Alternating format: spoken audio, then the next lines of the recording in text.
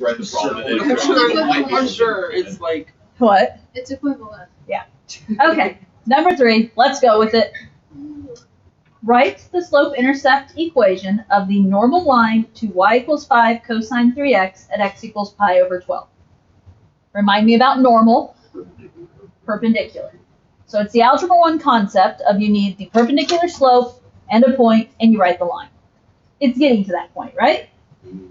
Okay, so where are we going to start? We're going to start with slope. Okay, so in order to do slope, we're going to do derivative of y. I have it written on the paper as dy dx. If you'd prefer to say y prime, go for it. Okay, 5, which that 5 is just a constant out front, right? So we're doing the derivative of 5 cosine of 3x. So, if you will, the 5 can just carry down.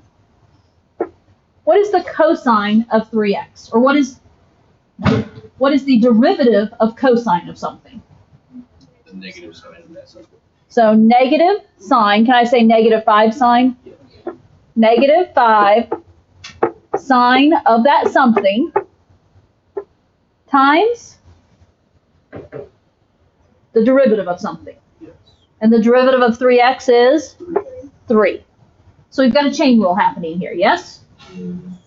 So the derivative of 5 cosine of something is negative 5 sine of that something times derivative of 3x, so 3. Now, if I clean this up a little bit, I have my whole board. Most of you guys are using the back of your paper. I would bring the 3 out front and say negative 15 sine of 3x. Now, specifically, where do we need this derivative at? At pi over 12. Okay, so we're going to evaluate the derivative. Dy dx evaluated at pi over 12. Which means I'm doing negative 15 sine of 3 times pi over 12. And if you're originally thinking, oh, pi over 12, that's weird. What about 3 times pi over 12? 3 times pi over 12 is going to be 3 pi over 12, which is pi over 4. So what we're really doing, and this is our slope we're finding, right? Our slope is going to be negative 15 sine of pi over 4. What is the sine of pi over 4?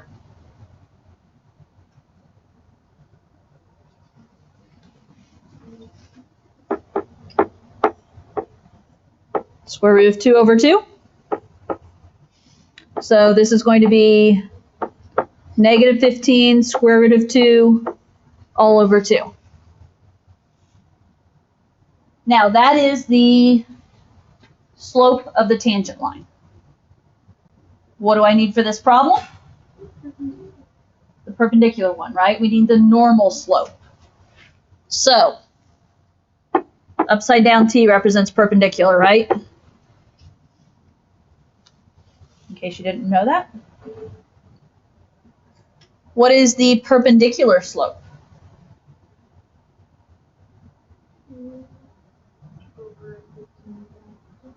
Okay. Opposite reciprocal. So instead of negative, it's positive, and the reciprocal is 2 over 15 square root of 2. However, because we have to use this other places and whatnot, I did go ahead and rationalize it. How do we rationalize when there's a square root of 2 in the denominator?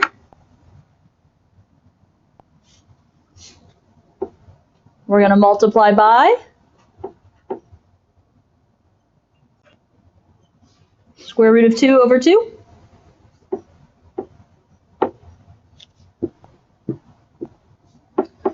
So 2 times square root of 2 is 2 square root of 2 over,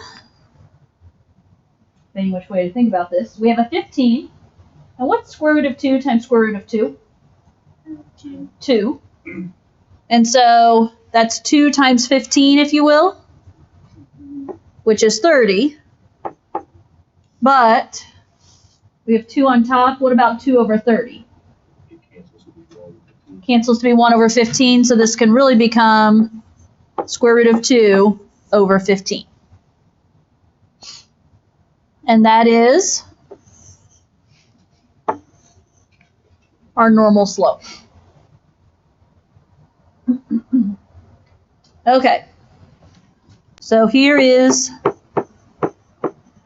our normal slope. What else do we need? A point.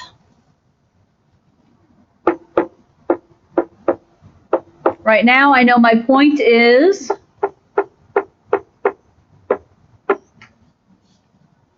pi over 12 comma something. How do I find something?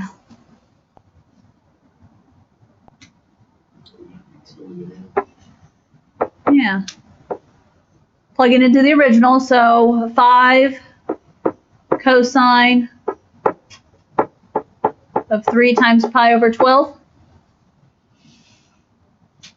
which is 5 cosine of pi over 4. Cosine of pi over 4 is square root of 2 over 2. So 5 square root of 2 over 2.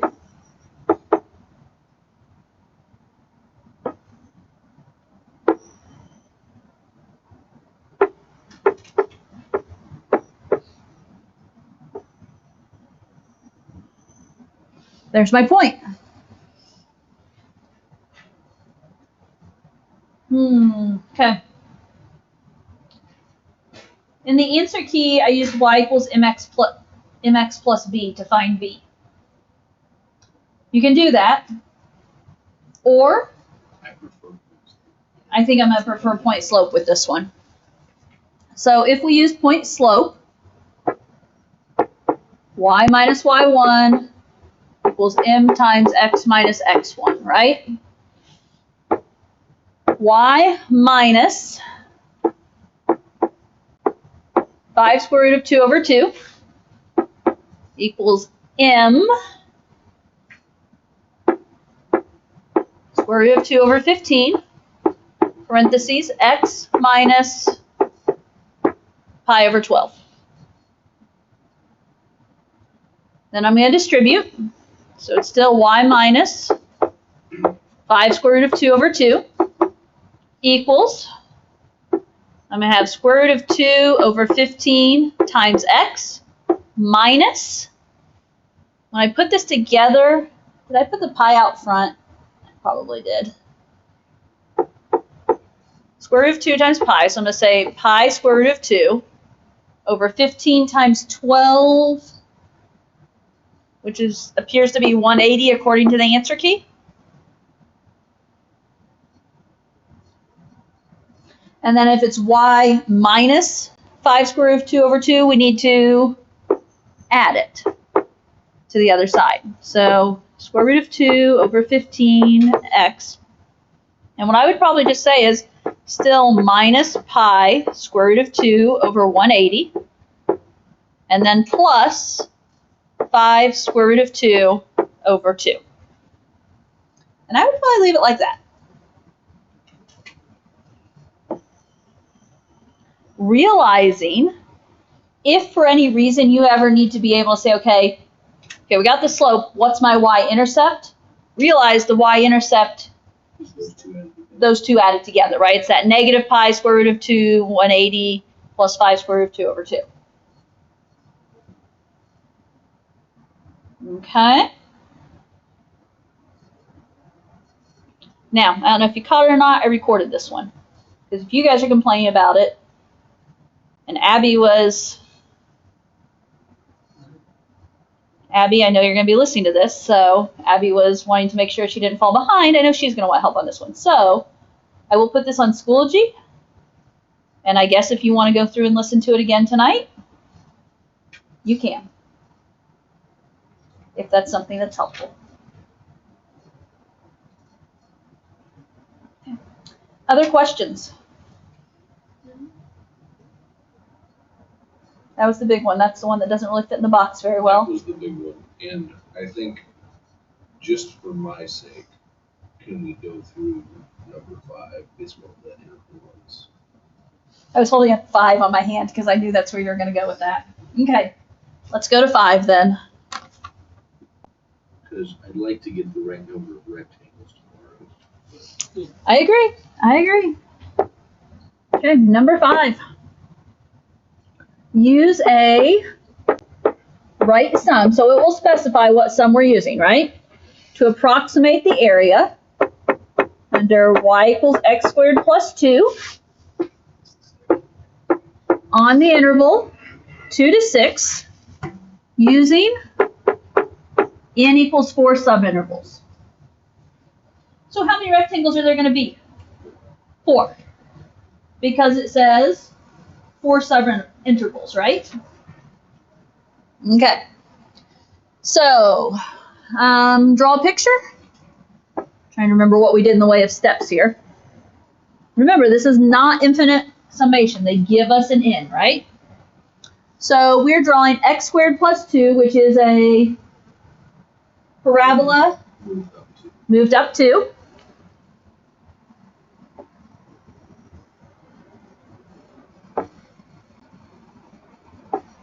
And then we are going from 2 to 6.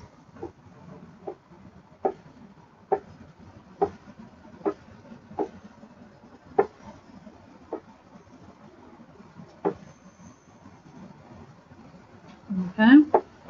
Ignore that spot over there from 0 to 2. That just is part of my picture. Now, I did just glance at the answer key. For whatever reason, I actually started my picture at 2. And that probably looks a little confusing, I'm realizing right now, based on what I just did. I don't know. But if you look at the answer key, like I don't have that 0 to 2 gap in there. I normally start after. So if you want to start the interval, that's fine. I normally put it in my calculator and change it. And that's perfectly fine. Okay. So now, there's the basic picture. Officially, you can probably do the mental math pretty well here, but we need to figure out how wide each interval is. Which, in order to figure out how wide each interval, that's officially finding the delta x. Okay? I was trying to think of what I wanted to call it, which it's delta x in the infinite summation, which in this case, what are we going to be doing? It's the b minus a over n. So 6 minus 2 over 4, which is 4 over 4, which is 1. So if you didn't already figure it out, from 2 to 6 is 4. We need 4 rectangles, so each rectangle has a width of 1. So that means I can draw my 4 rectangles in, which, I don't know if this helps you, Ross, in your struggles, but I already have my end lines drawn. If I'm drawing 4 rectangles, I have to draw 3 lines in the middle.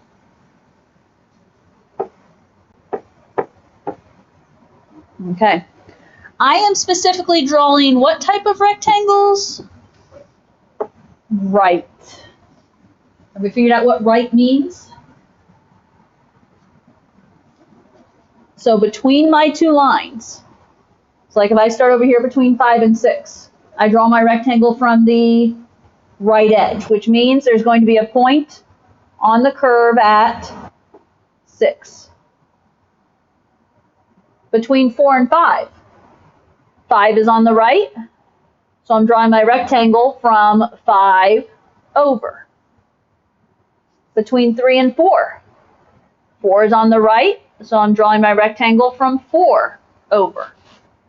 And between 2 and 3, 3 is on the right, so I'm drawing my rectangle from 3 over. 4 rectangles. There are 4 values I have to use here. Which 4 values do I have to use?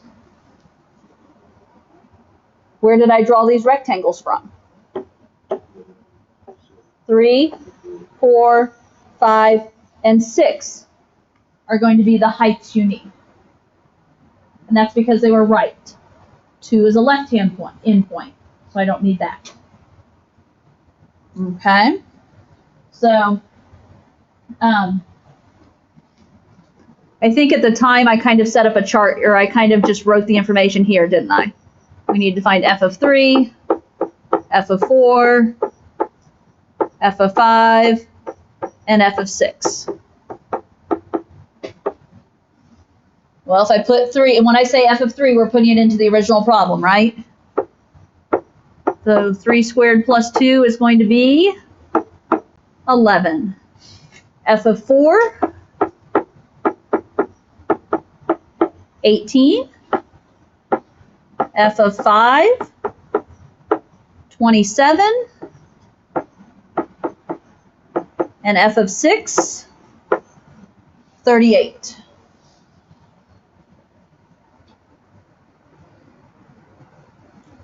And so, in order to find this area, do you remember what we do? Yeah. So we're going to have the width out front, which is the 1. And then we're taking those heights. So the 11, the 18, the 27, and the 38.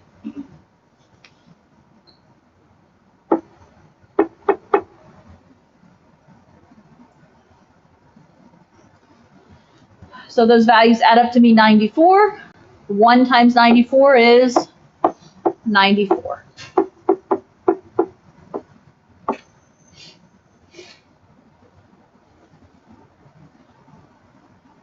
Is there anything else I can re-explain there, explain differently, or? I think what you said when heights needed or where the rectangles were started, so it was a right triangle versus it was right rectangles, we started at the right and over. That's what we use. I think that helped because I think that's why we're doing well. Okay.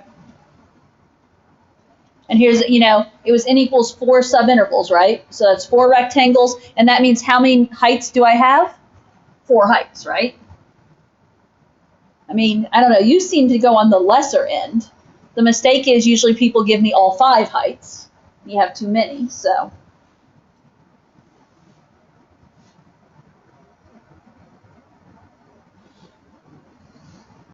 Okay, what else? What number? 4. Okay. I just saw another good one I want to talk about too if time allows. There's some good ones on here.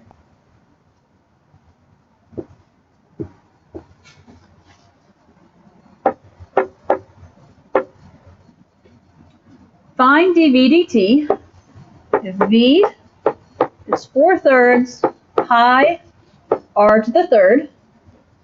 And notice it says if v and r are functions of time. Okay? So in other words, we're doing this in relation or in respect to time. So every time, because we're doing this in respect to time, every time we take a derivative of a v, we're going to have to tack on a dv dt. Every time we take the derivative of an r, we're going to have a dr dt. Now, what is the derivative of v?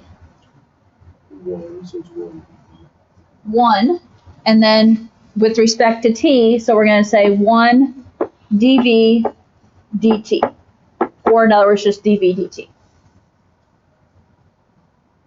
Okay. The derivative of 4/3 pi r cubed.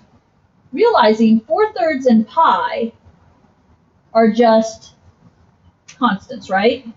So really it's a matter of derivative of, I don't know, this might look, if I just carry down the 4/3 pi, because those are numbers, what's the derivative of r cubed? 3r squared, right? And then because that was an r term, with respect to time, I'm going to throw on a dr dt. Now that 3 out front, though, technically multiplies by 4/3. And what happens when you multiply the 3 and the 4/3? Yeah. 4 pi r squared. So we end up with dv dt is 4 pi r squared dr dt.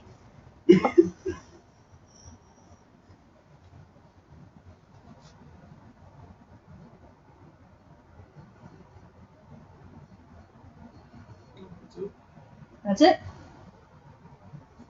One and more. I'm sorry. Just go with it. Nope, that's it.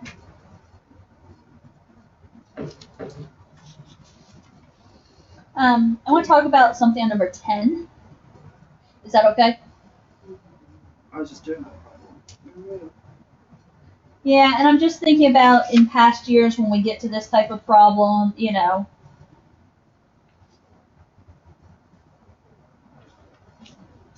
So I want to talk about number 10.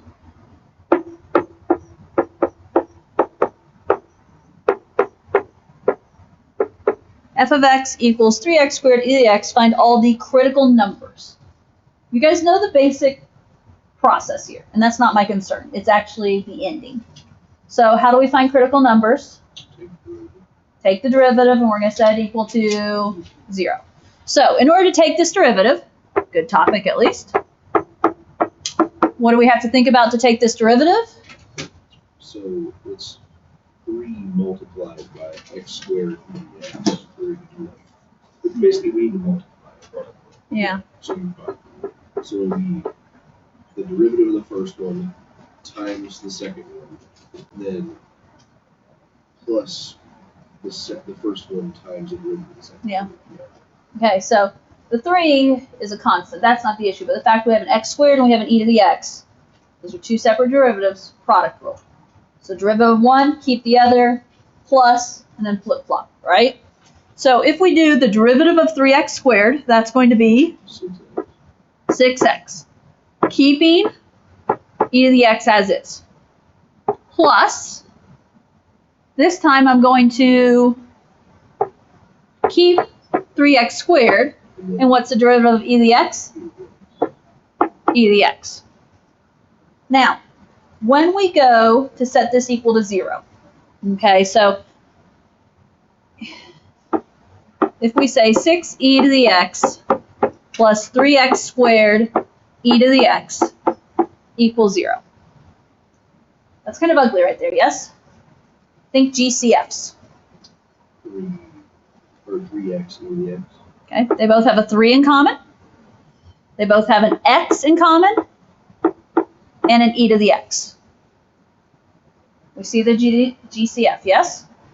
So that leaves me with 2 plus x. Now, the idea when we talk about, this goes back to your zero product property in algebra. Multiple pieces multiplying to equal 0, you set each part equal to 0, right? Well, the obvious part is the 2 plus x equals 0. And a lot of times what we would do is we would set the GCF equal to 0. My recommendation, what you'll see I've done is because there's two separate x things happening here, I set it up as 3x equals 0, e to the x equals 0, and 2 plus x equals 0. So I think of this as there's 3 pieces multiplied equal 0. Set them each equal to 0. Well, 3x equals 0, divide by 3, we know 0. Skipping for a moment, 2 plus x equals 0, subtract 2, x equals negative 2. When does e to the x equal 0? Isn't it 1? Nope, e to the first would be e. Oh, that's right.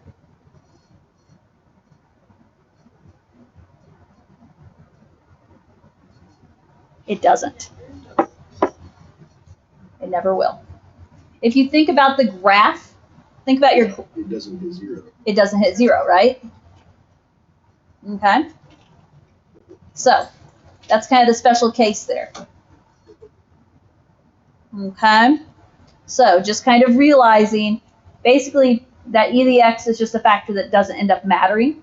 The other two are what matters. So they have -0 and -2. Right. So, yeah, 0 and negative 2 are your final answers. And I know that's on the paper, but I felt like some human explanation might be helpful there. I got down to that part and I was just taking over for it equaling 0. Yeah. I wondered about that. I was going to ask you at time. Yeah. Well, and that's That's why, as I said, I kind of pulled that one. I was like, you know what? I was kind of thinking, yeah, if we have time, I want to talk about that one.